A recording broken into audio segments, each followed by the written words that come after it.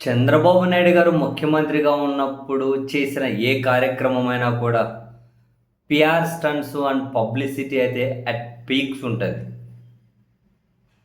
ఒక రేంజ్‌లో ఉంటది పబ్లిసిటీ మాత్రం.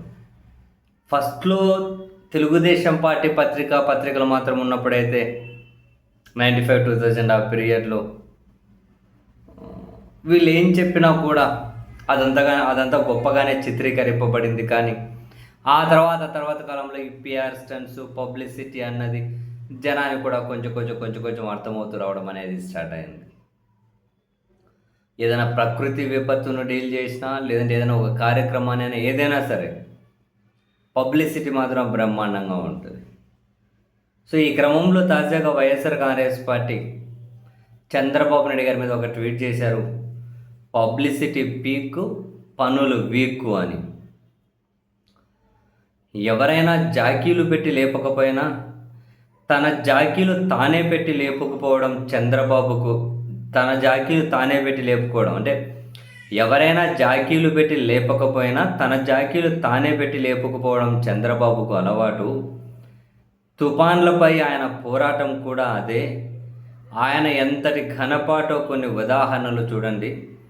1996లో కోనసీమలో వచ్చిన విపత్తు సమయంలో కుర్చీల్లో ఉన్నది ఈ జాకీల వీరుడే. ముందస్తు హెచ్చరికలు లేకపోవడంతో 1077 మంది చనిపోయారు. కొన్ని వందల మంది ఏమయ్యారో తెలియదు. అంతిమంగా మరణించిన వారు 2200కు పైనే. మరి ఈయన చేసింది ఏమిటి? అంతెందుకు 2014 హుద్హుద్ సమయంలో అరచేతిలో తుపానును ఆపానని ప్రచారం చేసుకున్నాడు. కానీ 61 మంది చనిపోయారు. మొన్న 2024 ఆగస్టు, సెప్టెంబర్ బుడమేరు వరదల్లో సుమారు 60 మంది విజయవాడ నగరంలోనే మరణించారు. దాదాపు 20 రోజుల పాటు నగరం వరదలోనే ఉంది. విపత్తుల సమయంలో చంద్రబాబు ఘోర వైఫల్యాలు ఇలాంటివి ఎన్నో ఉన్నాయి అని. అంటే ఇప్పుడు మోంతా తుఫాన్ అప్పుడు కూడా ప్రభుత్వం సన్నద్ధత ఉంది, సన్నద్ధత అయినట్లుగా అనిపించారు. అధికారులంతా క్షేత్రస్థాయి రెడీగా ఉన్నారు, అంతా ఓకే. కానీ ఆ తుఫాన్ అనేది అదంతకదే వీగిపోయింది. అదంతకదే గాలి చీలిపోయి కకావికలం అయిపోయింది. సో ఆ తుఫాను ప్రభావం ఏమీ లేదు. కాబట్టి ప్రభుత్వ సన్నద్ధత అన్నది అంటే తన సన్నద్ధతను పరీక్షించుకోవడానికి ప్రభుత్వానికి ఏమీ అక్కడ కఠినత్వం ఎదురవ్వలేదు.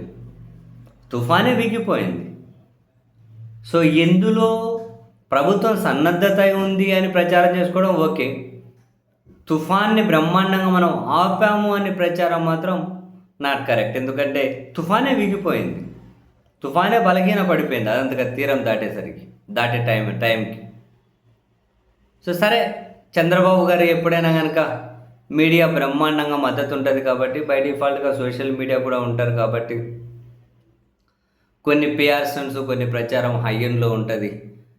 బహుశా ప్రచారాన్ని కౌంటర్ చేసేకి చరిత్రలో జరిగిన కొన్ని కీలక సంఘటనలను వైఎస్ఆర్ కాంగ్రెస్ పార్టీ వాళ్ళు గుర్తు చేశారేమో.